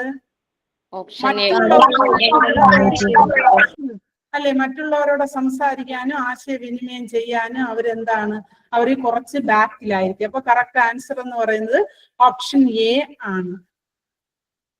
അടുത്തത്, ഗണിത പ്രശ്നങ്ങൾ രസകരവും താല്പര്യമുള്ളവയും ആയതിനാൽ അമേലിയ എന്ന കുട്ടി അത് ചെയ്തുകൊണ്ടേയിരുന്നു. ഇത് ഏതിനുള്ള ഉദാഹരണമാണ്? അപ്പം അമേലിയ എന്ന കുട്ടിക്ക് മാത്സ് ചെയ്യാൻ എന്താണ് ഭയങ്കര ഇൻട്രസ്റ്റും ഭയങ്കര രസവുമാണ്. അപ്പൊ ആ കുട്ടി എത്ര മാത്സ് കൊടുത്താലും ചെയ്തുകൊണ്ടിരുന്നു, തന്നെ താനെ. പിന്നെ എന്താണ് മാത്സ്, പിന്നെ വർക്ക്, മാത്സിലെ ക്വസ്റ്റ്യൻസ് എല്ലാം ചെയ്തുകൊണ്ടിരിക്കുന്നു. അപ്പൊ ആ കുട്ടിക്ക് എന്താണ് ഉള്ളത്? ആന്തരിക അഭിപ്രേരണയാണോ, സമപ്രായക്കാരുടെ സമ്മർദ്ദം കൊണ്ടാണോ അങ്ങനെ ചെയ്യുന്നത്? ബാഹ്യ അഭിപ്രേരണയാണോ, ഭയം, ശിക്ഷ കിട്ടുമെന്നുള്ള ഭയമാണ്? ഏതാണ് correct answer? Option A. Option A. സ്വന്തമായിട്ടല്ലേ, ആന്തരിക ആരുടെയും സ്വയം ഉണ്ടാകുന്ന പ്രേരണ കൊണ്ടാണ് കുട്ടി എന്ത് ചെയ്യുന്നത്? രസകരവും താല്പര്യവും എന്ന് കേൾക്കുമ്പോഴേ നിങ്ങൾ മനസ്സിലാക്കണം എന്താണ്? ആന്തരിക അഭിപ്രേരണ ആണ്. അടുത്ത്, ഒരു കുട്ടിയുടെ പഠനത്തെ സ്വാധീനിക്കുന്ന വ്യക്തിപരമായ ഘടകം ഏതാണ്? ഒരു കുട്ടിയുടെ പഠനത്തെ സ്വാധീനിക്കുന്ന വ്യക്തിപരം പേഴ്സൺ എന്ന് വെച്ചാൽ പിന്നെ ആ വ്യക്തിയെ സ്വാധീനിക്കുന്ന ഘടകമാണ്. സ്കൂൾ സൗകര്യങ്ങൾ വ്യക്തിപരത്തിൽ വരുന്നത് അല്ല. പിന്നെ അധ്യാപന മാർഗങ്ങൾ എന്തിൽ വരുന്നതാണോ? വ്യക്തിപര ഘടകം അല്ല. അടുത്ത, സമപ്രായക്കാരുടെ സ്വാധീനവും വ്യക്തിപരമായ ഘടകം അല്ല. കുട്ടിയുടെ അഭിപ്രേരണയുടെ നിലവാരം, അതാണ് എന്തിൽ വരുന്നത്? വ്യക്തിപരമായ കാര്യത്തിൽ വരുന്നത്. അപ്പം ഈ 30ാമത്തെ ക്വസ്റ്റ്യനിൽ കറക്റ്റ് ഓപ്ഷൻ എന്ന് പറയുന്നത് ഓപ്ഷൻ ഡി ആണ്. അപ്പൊ ഇത്രയുമാണ് കേറ്ററ്റ് 1 ചോദിച്ചത്. അപ്പം ഞാൻ 28ാമത്തെ ആൻസർ ഒന്ന് പറയോ? എന്താ 28, ക്വസ്റ്റ്യൻ നമ്പർ 28ന്റെ ആൻസർ ഒന്ന് പറയോ? കേട്ടില്ല. 28ന്റെ ആൻസർ എ ആണ്. ഓപ്ഷൻ എ ആണ്, സാമൂഹ്യ ഇടപെടലും ആശയവിനിമയം. എല്ലാ ക്വസ്റ്റ്യനും ആൻസറും ഞാൻ പഠിപ്പിച്ചതാണ്, ഒരുപാട് പ്രാവശ്യം പറഞ്ഞതാണ്. പിന്നെ 1-2 ക്വസ്റ്റ്യൻ ആപ്ലിക്കേഷൻ ലെവലിൽ വന്നിട്ടുള്ളതാണ്. എന്റെ വിശ്വാസം അനുസരിച്ച് എല്ലാവർക്കും 28ന് മുകളിൽ കിട്ടുമെന്നാണ് ഞാൻ വിശ്വസിക്കുന്നത്. ഇതിലൊരു സംശയം ഉണ്ടായി. അരികുവൽക്കരിക്കപ്പെട്ട ജാതി വിഭാഗത്തിൽ ആ ക്വസ്റ്റ്യൻ ഒന്നുകൂടെ പറയോ? ഏത് നമ്പർ എത്രയാണ്? B കോഡില് 25 question. അരികുവൽക്കരിക്കപ്പെട്ട ജാതി വിഭാഗങ്ങളിൽപ്പെട്ട ഒരു വിദ്യാർത്ഥി ക്ലാസ് റൂം ചർച്ചകളിൽ പങ്കെടുക്കുന്നതിന് യത്നിക്കുന്നു. എന്ന് വെച്ചാല് ഇപ്പൊ ക്ലാസ് റൂമിൽ എന്തെങ്കിലും ഒരു ചർച്ച നടത്തുമ്പോൾ ഒരു കുട്ടി എന്ത് ചെയ്യുന്നു? മാറി നിൽക്കുന്നു. അപ്പൊ ഈ സാഹചര്യത്തിൽ അധ്യാപകർ ചെയ്യേണ്ടത്, നിങ്ങളൊരു അധ്യാപകർ എന്ന നിലയിൽ നിങ്ങളെ ക്ലാസ്സിൽ ഒരു കുട്ടി ഒരു പ്രോഗ്രാമിന് പങ്കെടുക്കാതെ മാറി നിന്നാൽ നിങ്ങൾ എന്ത് ചെയ്യും? ആ കുട്ടിക്ക് കുറഞ്ഞ ജോലി മാത്രം നൽകുമോ? അതല്ല, അത് ഓപ്ഷൻ തെറ്റാണ്. അടുത്ത, സമപ്രായക്കാരായ വിദ്യാർത്ഥികളോട് ആ കുട്ടിയെ വ്യത്യസ്ത വിഭാഗത്തിൽപ്പെടുത്തി മാറ്റി നിർത്താൻ അതൊരിക്കലും പറയാൻ പാടില്ല. പിന്നെ ആ വിദ്യാർത്ഥിയുടെ പങ്കാളിത്തത്തെ സജീവമായി പ്രോത്സാഹിപ്പിക്കുക. ചെറിയ കാര്യങ്ങൾ ചെയ്താലും ആ കുട്ടി എന്ത് ചെയ്യുക? പ്രോത്സാഹിപ്പിക്കുകയും എല്ലാവരും പിന്തുണ നൽകുകയും ചെയ്താൽ ആ കുട്ടി എന്ത് ചെയ്യുക? മുന്നിൽ ആ കുട്ടിയുടെ ലജ്ഞയൊക്കെ മാറും. ഓക്കെ, ഇതിൽ തന്നിരിക്കുന്ന കറക്റ്റ് ആൻസർ എന്ന് പറയുന്നത് ഓപ്ഷൻ സി ആണ്. ടീച്ചറെ 12, 13, 14 എന്ന് പറയുന്നത് 12ാമത്തത് ശാസ്ത്രത്തിലും ഗണിതത്തിലും മികവ് പുലർത്തുന്നുവെങ്കിൽ ഗാർട്ട്നറുടെ അഭിപ്രായത്തിൽ ആ കുട്ടിക്ക് ഉള്ള ബുദ്ധി എന്ന് പറയുന്നത് ശക്തമായ ഗണിത യുക്തിചിന്താ ബുദ്ധിയാണ്. ഓപ്ഷൻ എ ആണ് കറക്റ്റ് ആൻസർ. അടുത്ത്, ശിശു കേന്ദ്രീകൃത വിദ്യാഭ്യാസത്തിന് താഴെ കൊടുത്തിരിക്കുന്നതിൽ യോജിച്ച ഉദാഹരണം. ഇതൊക്കെ നിങ്ങൾ വായിച്ച് ഒരു 5 പ്രാവശ്യമെങ്കിലും വായിച്ചെഴുതേണ്ടതാണ്.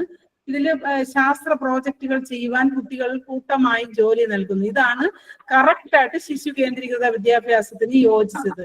അതിനാൽ ഓപ്ഷൻ സി ആണ് കറക്റ്റ് ആൻസർ. 14 നിങ്ങൾക്കറിയാം, ചോംസ്കിയുടെ അഭിപ്രായത്തില് ഇംഗ്ലീഷിലെ ഗ്രാമറിന് വരുന്ന മാറ്റത്തെ കുട്ടി എന്ത് ചെയ്യുന്നു? ശ്രദ്ധിക്കുന്നില്ല, തെറ്റായി പറയുന്നു. എങ്കിൽ അത് വ്യാകരണങ്ങളുടെ ഉപയോഗം ചെറുതിലെ ആ കുട്ടി സ്വസിദ്ധമായി കിട്ടിയ ആ ഒരു മിസ്റ്റേക്ക് ആണ്. അതിനെയാണ് ഓപ്ഷൻ ബി ആണ് കറക്റ്റ് ആൻസർ. പുരോഗമനാർത്ഥ ഓപ്ഷൻ ബി ആണ് കറക്റ്റ് ആൻസർ. ടീച്ചർ ബി അല്ലേ? ഡി അല്ല, ഡി ആണ് കറക്റ്റ്. ഇത് പിന്നെ സ്ലൈഡ് കാണാൻ പറ്റുന്നില്ലേ? പ്രശ്നമായിട്ടാ തോന്നുന്നു.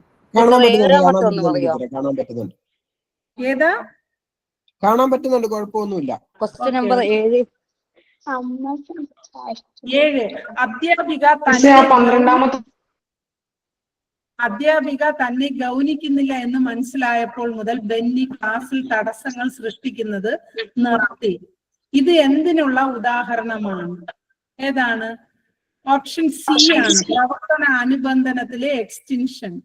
എന്നുവെച്ചാൽ ക്ലാസ്സിലെ കുട്ടികൾ ഭയങ്കരമായിട്ട് സംസാരിക്കുമ്പോൾ അവരെ ശിക്ഷ കൊടുക്കാതെ നമ്മൾ എന്ത് ചെയ്യുക? അതിനൊരു പ്രതിപ്രവർത്തനം ചെയ്യുകയാണെങ്കിൽ അതാണ് പിന്നെ എന്ത് പറയുന്നത്? പ്രവർത്തനാനുബന്ധനത്തിലെ എക്സ്റ്റൻഷൻ എന്ന് പറയുന്നു. ഓക്കെ, ഇനി അടുത്ത് പിന്നെ എന്താണ്? കാറ്റഗറി 2 പോവാം. 19ാമത്തെ ക്വസ്റ്റ്യൻ ഒന്ന് പറയോ? ഏതാ? 19. 9 ആണോ? 19. പിയാഷെയുടെ വൈജ്ഞാനിക വികാസ സിദ്ധാന്തത്തിലെ പ്രധാനപ്പെട്ട ആശയം. ഓപ്ഷനിൽ നോക്കുമ്പോഴേ അറിയാം നിങ്ങൾക്ക്. സംശീകരണം, സമായോജനം മാത്രമേ പിയാഷെയുടെയിലുള്ളൂ, ബാക്കിയെല്ലാം വേറെ ആൾക്കാരുടേതാണ്. ഓപ്ഷൻ ബി ആണ് കറക്റ്റ് ആൻസർ.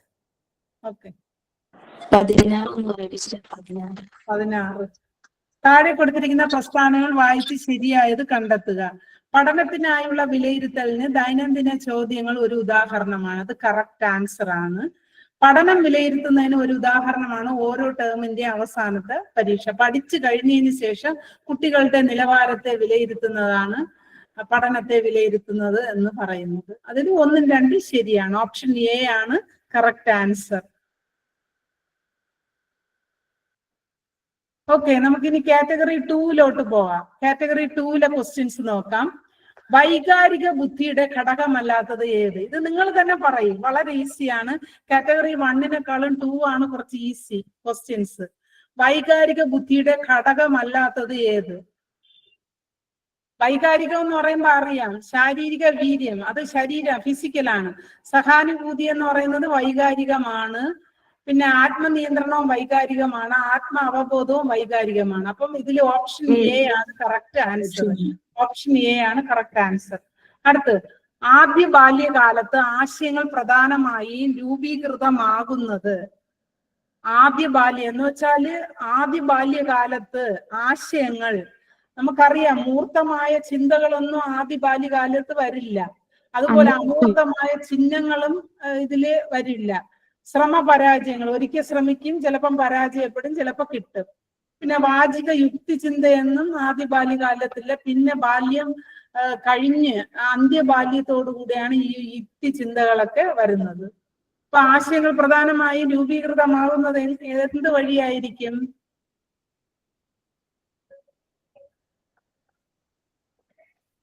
ഏതായിരിക്കും? നിങ്ങളെ ആരെങ്കിലും എഴുതി വരുന്നുണ്ടോ? ഏതെഴുതി?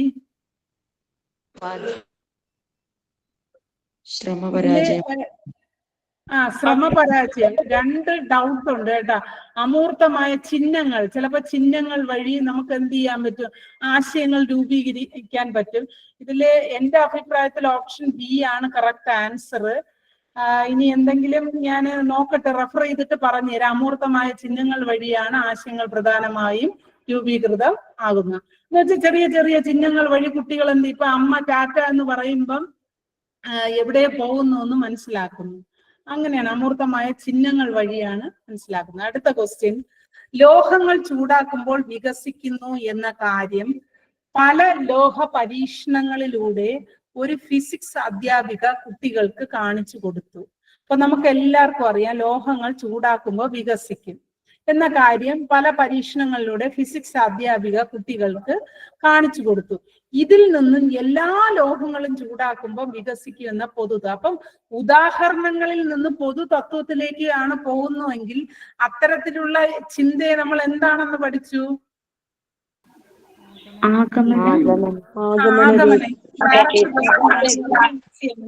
ഉദാഹരണങ്ങളിൽ നിന്ന് പൊതു തത്വത്തിലേക്ക് പോവുകയാണെങ്കിൽ അത്തരത്തിലുള്ള ചിന്തയെ ആഗമന യുക്തി ചിന്തയെന്നും, പൊതു തത്വത്തിൽ നിന്ന് ഉദാഹരണങ്ങളിലേക്ക് പോവുകയാണെങ്കിൽ അതിനെ എന്താണ് പറയുന്നത്? എന്റെ കറക്റ്റ് ആൻസർ എന്ന് പറയുന്നത് ഓപ്ഷൻ ബി ആണ്. ഓപ്ഷൻ ബി ആണ് കറക്റ്റ് ആൻസർ. അടുത്ത്, വൈകാരികമായി അസ്വസ്ഥനായ കുട്ടി. വൈകാരികമായാണ് ക്വസ്റ്റ്യൻ ക്ലിയർ ആയിട്ട് നോക്കുക. വൈകാരികമായി അസ്വസ്ഥനായ കുട്ടി പ്രകടിപ്പിക്കുന്ന പെരുമാറ്റം ഏതാണ്? കുറ്റമറ്റ കയ്യക്ഷരം ഇതല്ല അല്ലെ, ഇത് വൈകാരികമായിട്ട് ഉണ്ടാവുന്നതല്ല. സ്ഥിരമായ അക്കാദമിക് മികവ് ഇത് വൈകാരികമായിട്ട് ഉണ്ടാവുന്നതല്ല. സ്ഥിരവും ശാന്തവുമായ പെരുമാറ്റം ഇതും എന്താണ്? വൈകാരികമായ അസ്വസ്ഥനായ കുട്ടി. അസ്വസ്ഥനായ കുട്ടി ഒരിക്കലും സ്ഥിരവും ശാന്തമായ പെരുമാറ്റം കാണിക്കില്ല. ഇടയ്ക്കിടെയുള്ള മാനസിക അവസ്ഥയിൽ ഏറ്റക്കുറച്ചിലുകളും സാമൂഹിക അകൽച്ചയും. ഓപ്ഷൻ ഡി ആണ് കറക്റ്റ് ആൻസർ. കാരണം വൈകാരികമായി അസ്വസ്ഥനായ കുട്ടി പ്രകടിപ്പിക്കുന്ന പെരുമാറ്റം എന്ന് പറഞ്ഞാൽ എന്ത് ചെയ്യും? അസ്വസ്ഥനാവുമ്പോൾ അവന്റെ മാനസികാവസ്ഥയിൽ ഏറ്റക്കുറച്ചിലുകളും സാമൂഹ്യ അകൽച്ചയും ഉണ്ടാകും. ഓപ്ഷൻ ഡി ആണ് കറക്റ്റ് ആൻസർ. അടുത്ത ക്വസ്റ്റ്യൻ നിങ്ങൾ തന്നെ ആൻസർ പറയണം. ഗാർഡനറുടെ ബഹുമുഖ ബുദ്ധി സിദ്ധാന്തത്തിൽ പെടാത്തത് ഏത്? വൈകാരിക ബുദ്ധി. ഈ ക്വസ്റ്റ്യൻസ് വളരെ ഈസിയാണ്. ഓപ്ഷൻ ഡി ആണ് കറക്റ്റ് ആൻസർ. അടുത്ത്, ഗാഗ്നയുടെ പഠന ശ്രേണിയിൽ ഏറ്റവും അടിസ്ഥാനപരമായ പഠനം ഏത്? ഏറ്റവും സിംപ്ലസ്റ്റ് ആയിട്ടുള്ള പഠനം ഏതാണ്? അടിസ്ഥാനപരം സിഗ്നൽ ലേണിംഗ്. Signal learning. എന്താ? Signal learning. സിഗ്നൽ ലേണിംഗ് കഴിഞ്ഞിട്ടാണ് നമ്മളെ ചോദ്യ പ്രതികരണം വരുന്നത്. പക്ഷെ ചിലപ്പോൾ നമുക്ക് അടിസ്ഥാനപരം സിഗ്നൽ ലേണിംഗ് എന്ന് പറഞ്ഞ സിംപ്ലസ്റ്റ് ലെവലായിട്ടുള്ള അതിന് വലിയ പ്രാധാന്യമൊന്നും ഇല്ലാത്തതാണ്. പക്ഷെ ചോദ്യ പ്രതികരണ പഠനം വരുമ്പോഴാണ് അതിന് എന്ത് ചെയ്യുന്നത്? കൂടുതലായിട്ട് അർത്ഥവത്താകുന്നത്. പക്ഷെ നമ്മുടെ ഈ ക്വസ്റ്റ്യൻസിൽ സിഗ്നൽ ലേണിംഗ് എന്നുള്ളത് കൊണ്ട് ഓപ്ഷൻ സി ആണ് കറക്റ്റ് ആൻസർ എന്ന് പറയുന്നത്. അടുത്തത്, ആൽപോർട്ടിന്റെ ഇതിനു മുമ്പായിട്ട് ഗാഗ്നയുടെ എത്ര തരത്തിലാണ് ഗാഗ്നയുടെ പഠനത്തെ തരംതിരിച്ചിരിക്കുന്നത്? എത്രയായിട്ടാണ്?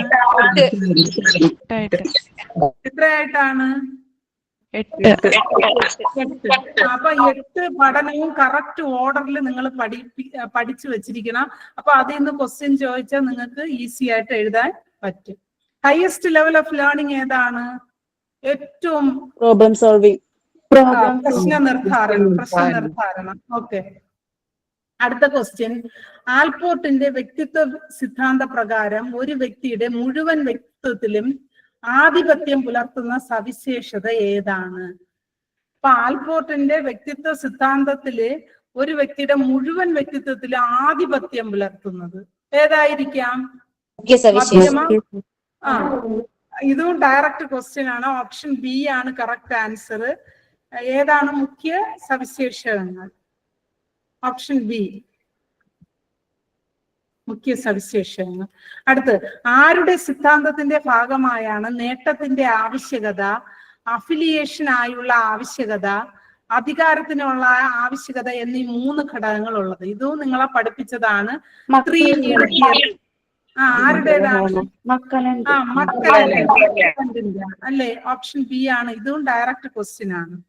അടുത്തത്, വ്യക്തിത്വവും മൂല്യനിർണയത്തിനായുള്ള പ്രക്ഷേപണ തന്ത്രങ്ങൾ ഉപയോഗിക്കുന്നതിന് ഏതിന്റെ അനുവാദത്തിലാണ്? അപ്പൊ വ്യക്തിത്വ മൂല്യനിർണയത്തിനായി പ്രക്ഷേപണ തന്ത്രങ്ങൾ ഉപയോഗിക്കുന്നത് എന്തിന്റെ അനുമാനത്തിലാണ്? നമ്മൾ പഠിച്ച് വ്യക്തിത്വത്തെ നിർണയിക്കാൻ കരുതി നമ്മൾ പ്രൊജക്റ്റീവ് ടെസ്റ്റുകൾ ഒരുപാട് ഉപയോഗിച്ചു. അപ്പൊ എന്തിന്റെ അനുമാനത്തിലാണ് ഇത് നമ്മൾ ഉപയോഗിക്കുന്നതെന്നാണ് ചോദിച്ചിട്ടുള്ളത്. വ്യക്തികൾ അവരുടെ അബോധ വികാരങ്ങളെ അവ്യക്ത ചോദ്യങ്ങളിലേക്ക് പ്രക്ഷേപണം ചെയ്യും. വ്യക്തിത്വം നിശ്ചലമാണ്, അത് കറക്റ്റ് ആൻസർ അല്ല. അടുത്ത വ്യക്തിത്വം മൾട്ടിപ്പിൾ ചോയ്സ് ടെസ്റ്റ് ഐറ്റം വഴി അളക്കാൻ സാധിക്കും. ഇല്ല, പല പല ടെസ്റ്റുകൾ വഴി നമുക്ക് എന്ത് ചെയ്യാം, അളക്കാൻ സാധിക്കും. വ്യക്തിത്വവും ബുദ്ധിശക്തിയും പരസ്പരം ബന്ധപ്പെട്ടിരിക്കുന്നു, ഇതും കറക്റ്റ് ഓപ്ഷൻ അല്ല. അപ്പൊ ഓപ്ഷൻ ഏതാണ് കറക്റ്റ്? ഏതാണ്? വ്യക്തികൾ അവരുടെ അബോധ വികാരങ്ങളെ അവ്യക്ത ചോദ്യങ്ങളിലേക്ക് പ്രക്ഷേപണം ചെയ്യും, അതാണ് കറക്റ്റ് ആയിട്ടുള്ള ആൻസർ എന്ന് പറയുന്നത്. അടുത്ത ക്വസ്റ്റ്യൻ, അപ്രസക്തമായ വിവരങ്ങളിൽ നിന്നും മാറി മനസ്സിനെ തന്റെ കയ്യിലുള്ള ചുമതലയിലേക്ക് കേന്ദ്രീകരിക്കാൻ ഒരു പഠിതാവിനെ സഹായിക്കുന്നത് എന്താണ്? ഇപ്പൊ നിങ്ങളെ ഞാൻ ഈ ക്വസ്റ്റ്യൻസ് ഡിസ്കസ് ചെയ്യുമ്പം ചിലവരെന്ത് ചെയ്യും, പിന്നെ ചിലവർ വേറെ എന്തെങ്കിലും ചിന്തിച്ചു കൊണ്ടിരിക്കും.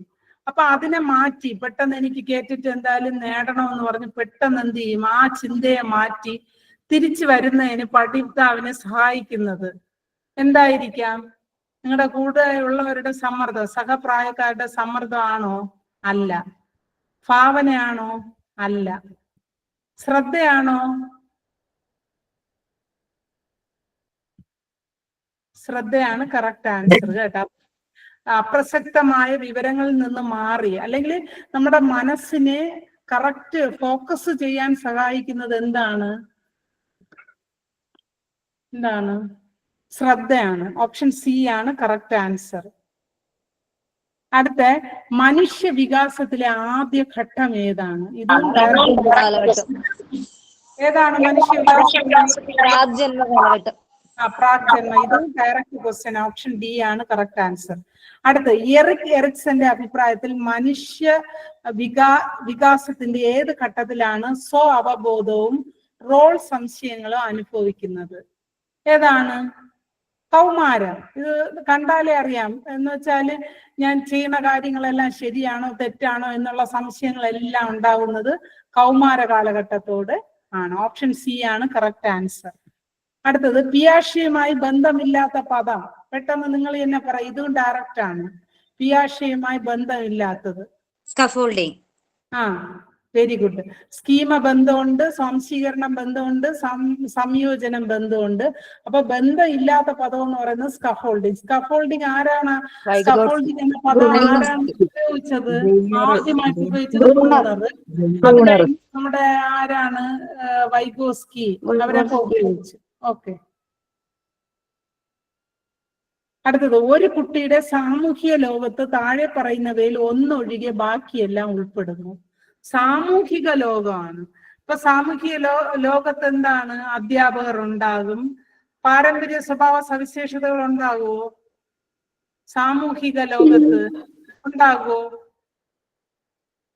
ഇല്ല. കുടുംബം ഉണ്ടാകും, കൂട്ടുകാരുണ്ടാകും. അപ്പൊ ഓപ്ഷൻ ബി ആണ്.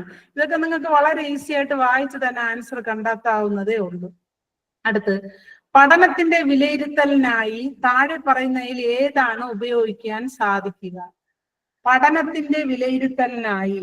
അപ്പൊ ഒരുപാട് ക്വസ്റ്റ്യൻസ് ഇതിൽ നിന്ന് വന്നിരിക്കുന്നു, വളരെ ഇമ്പോർട്ടന്റ് ആണ് വിലയിരുത്തൽ സമീപനങ്ങൾ. അപ്പം പഠനത്തിന്റെ വിലയിരുത്തലിനായി താഴെ പറയുന്നതിൽ ഏതാണ് ഉപയോഗിക്കാൻ സാധിക്കുക? യൂണിറ്റ് ടെസ്റ്റ് ആണോ, അല്ലെങ്കിൽ ക്ലാസ് റൂം ചർച്ചകളാണോ, നിരീക്ഷണമാണോ, പ്രോജക്റ്റുകളാണോ? എന്തായിരിക്കും? നിങ്ങൾ തന്നെ പറയും.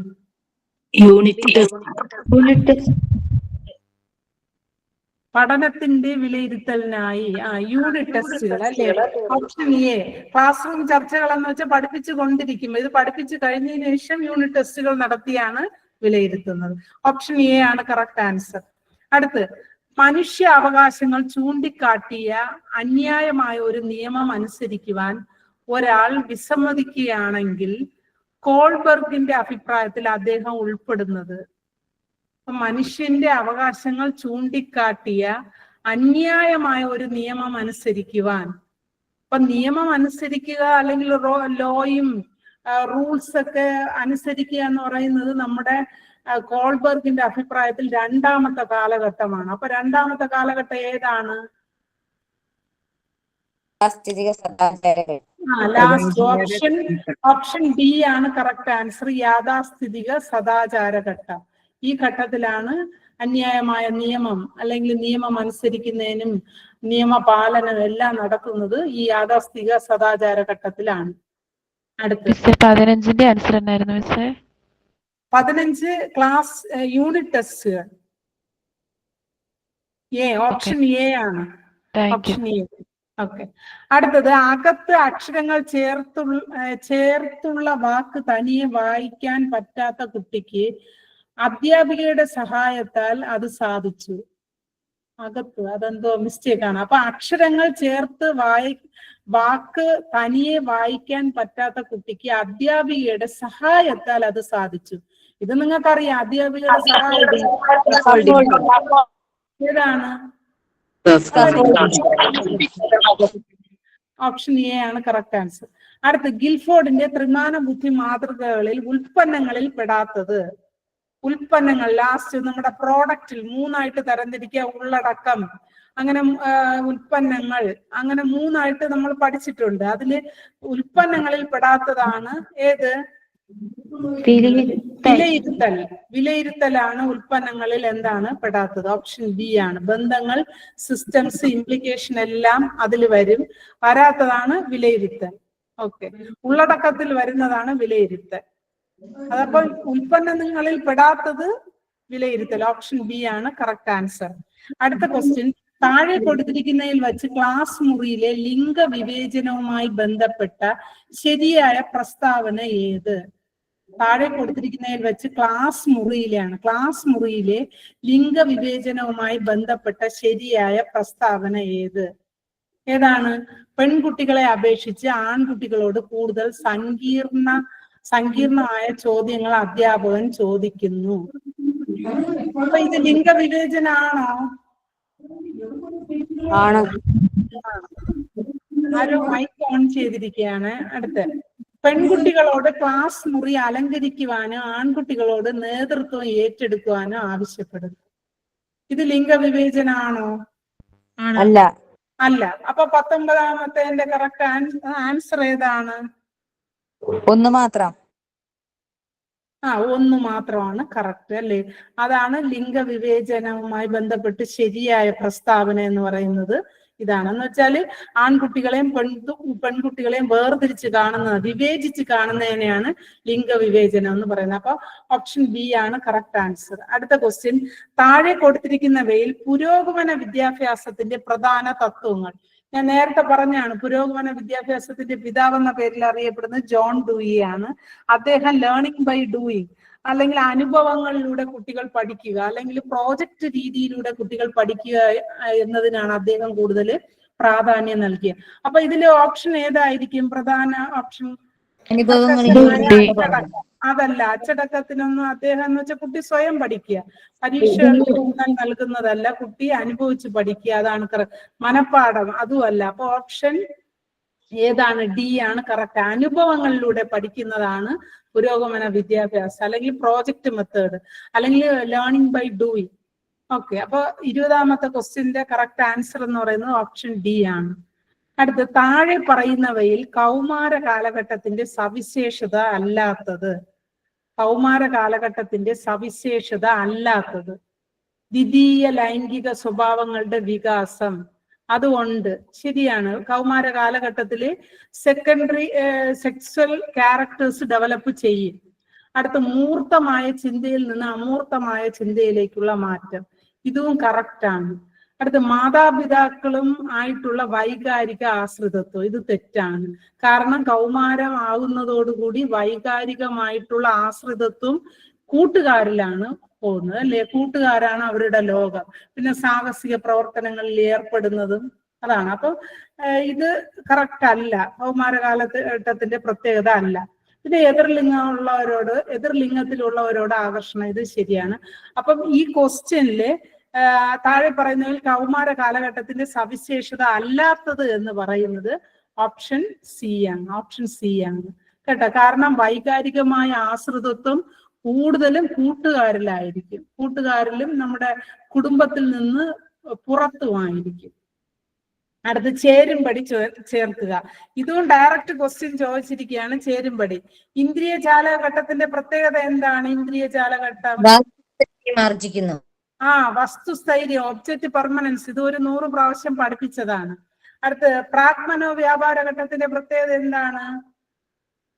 ഇമേജസ് അല്ലേ, സിംബൽസ്, ഇമേജസ്, പ്രതിരൂപങ്ങൾ ഉപയോഗിച്ചുള്ള ചിന്തയാണ് പ്രാഗ്മനോ വ്യാപാര ഘട്ടത്തില്. അടുത്ത മൂർത്തമനോ വ്യാപാര ഘട്ടത്തിന്റെ പ്രത്യേകത എന്താണ്? സ്ഥിരത, ലോ ഓഫ് കൺസർവേഷൻ, അല്ലെങ്കിൽ സ്ഥിരത, അല്ലെങ്കിൽ ക്ലാസിഫൈ ചെയ്യാനുള്ള കഴിവ്. അടുത്ത മനോവ്യാപാര ഘട്ടം അമൂർത്ത ചിന്ത. അപ്പോൾ ഓപ്ഷൻ എ ആണ് കറക്റ്റ് ആൻസർ. ഓപ്ഷൻ എ ആണ് കറക്റ്റ് ആൻസർ. ഇതൊക്കെ ഡയറക്റ്റ് ചോദിച്ചിരിക്കുന്നതാണ്. അടുത്ത് ഒരു വിദ്യാർത്ഥിയുടെ കാര്യമായ പെരുമാറ്റമോ പ്രകടനമോ സംബന്ധിച്ച് പ്രധാന സംഭവങ്ങൾ രേഖപ്പെടുത്തുന്നത് ഏതാണ്? അല്ലെ, ഉപാഖ്യാന രേഖ അല്ലെങ്കിൽ സംഭവ വിവരണം. ഇതും ഡയറക്റ്റ് ആയിട്ട് ചോദിച്ചിരിക്കുകയാണ്. ഓപ്ഷൻ ഡി ആണ് കറക്റ്റ് ആൻസർ. ഓക്കെ. അടുത്ത ആദ്യത്തെ ബുദ്ധിശോധം വികസിപ്പിച്ചെടുത്തതാര്? ഇതും ഡയറക്റ്റ് ക്വസ്റ്റ്യൻ ആണ്, ഞാൻ പഠിപ്പിച്ചതാണ്. ഓപ്ഷൻ ഡി ആണ്, ആൽഫ്രഡ് ബിനെയും തിയോഡർ സൈമണും ആണ്. വളരെ ഈസി ആയിട്ടുള്ള ക്വസ്റ്റ്യൻ ആണ്. അടുത്ത താഴെ പറയുന്നവയിൽ ബുദ്ധിശോധകത്തിന് ഉദാഹരണം അല്ലാത്തത്? താഴെ പറയുന്നതിൽ ബുദ്ധിശോധകത്തിന് ഉദാഹരണം അല്ലാത്തത്: രാവൺ പ്രോഗ്നോസിസ് മെട്രിക്സ്, അതെന്ന് പറയുന്നത് ഒരു ബുദ്ധിശോധകമാണ്, ബുദ്ധി അളക്കുന്നതാണ്. പിന്നെ വെഷ്ലേഴ്സ് അഡൽട്ട് ഇന്റലിജൻസ് സ്കെയിലും ബുദ്ധി അളക്കുന്നതാണ്. പിന്നെ MMPI, ഇത് പേഴ്സണാലിറ്റി അളക്കുന്നതാണ് കേട്ടോ, ഇത് പേഴ്സണാലിറ്റി അളക്കുന്നതാണ്. പിന്നെ അടുത്ത് സ്റ്റാൻഫോർഡ് ബിനെ ടെസ്റ്റും നമ്മൾ എന്താണ്? ബുദ്ധിശോധകമാണ്. അപ്പം ഇതിൽ കറക്റ്റ് ആൻസർ എന്ന് പറയുന്നത് ഏതാണ്? 1, 2, 4. 1, 2, 4. ആ മൂന്നാമത്തത് പേഴ്സണാലിറ്റിയെ മെഷർ ചെയ്യുന്നതാണ്, MMPI എന്ന് പറയുന്നത്. ഇത് പേഴ്സണാലിറ്റിയെ മെഷർ ചെയ്യുന്നതാണ്. ബാക്കി 3 ബുദ്ധിയെ എന്ത് ചെയ്യുന്നത്? ബുദ്ധിശോധക അല്ലെങ്കിൽ ബുദ്ധി അളക്കുന്ന ടെസ്റ്റുകൾ എന്ന് പറയുന്നത്. അപ്പൊ ഓപ്ഷൻ ഡി ആണ് കറക്റ്റ് ആൻസർ. അടുത്തത് പൊതുപ്രസംഗത്തിനിടെ മാത്രം ജോജുവിന് നാണം വരുന്നു. ജോജു സ്പോർട്സിൽ മാത്രം ആക്രമണകാരിയാകുന്നു. ആൽപോർട്ടിന്റെ സവിശേഷ സിദ്ധാന്ത പ്രകാരം ഇവ രണ്ടും ഏതിനുള്ള ഉദാഹരണമാണ്? ഏതാണ്? അപ്പം 1 അല്ലെങ്കിൽ 2 അതിൽ കൂടുതൽ സവിശേഷ സ്വഭാവങ്ങൾ കാണുന്നുവെങ്കിൽ അത് ഏതിലാണ് വരുന്നത്?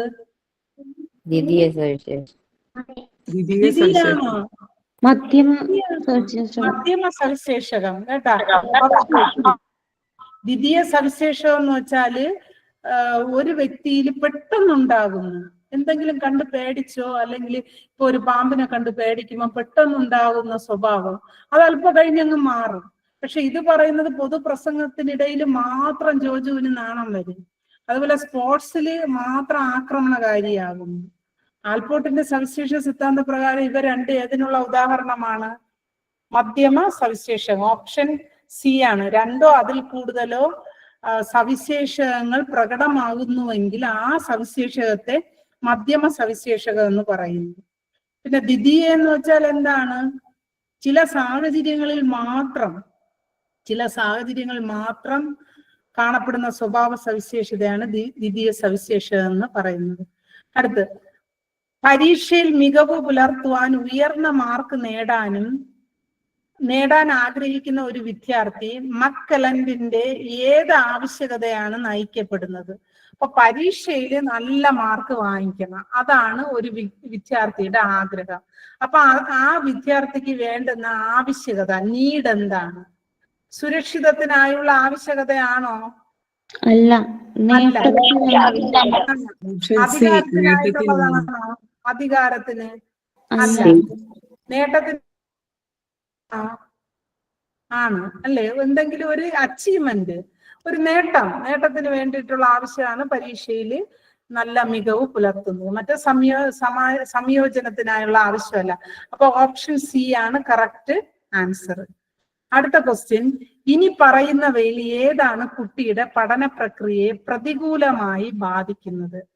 ഇനി പറയുന്നവയിൽ ഏതാണ് കുട്ടിയുടെ പഠന പ്രക്രിയയെ പ്രതികൂലമായിട്ട് ബാധിക്കുന്നത്? ഇത് നിങ്ങൾക്ക് ഇൻഡയറക്റ്റ് ആയിട്ടുള്ള ക്വസ്റ്റ്യൻസ് ആണ്.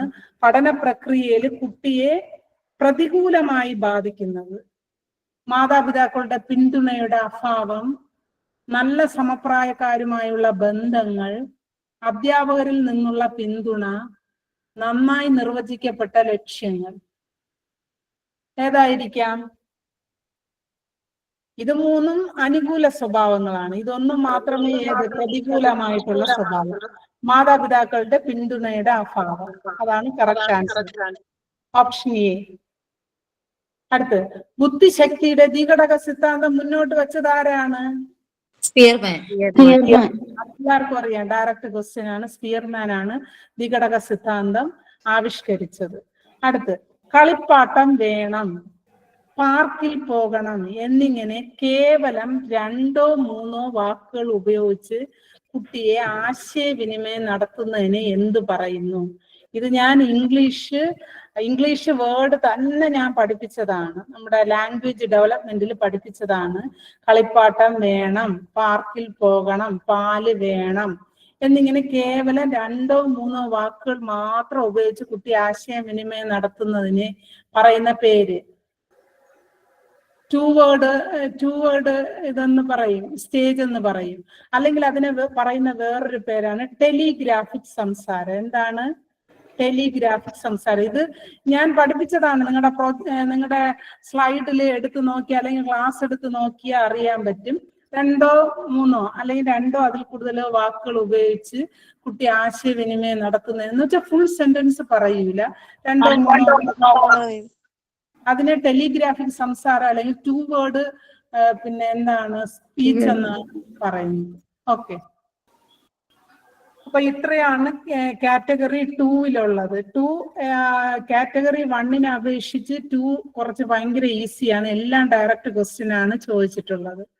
അപ്പം നിങ്ങൾക്ക് ക്വസ്റ്റ്യൻ എങ്ങനെയാണ് ചോദിക്കുന്നതെന്നുള്ള ഒരു നല്ല ഐഡിയ കിട്ടിയെന്ന് വിചാരിക്കുന്നു. അപ്പം ഒന്നാമത്തെ സ്ലൈഡ് ഒന്ന് കാണിച്ചു തരുമോ? ഫസ്റ്റ് ക്വസ്റ്റ്യൻ വരുന്ന. അപ്പൊ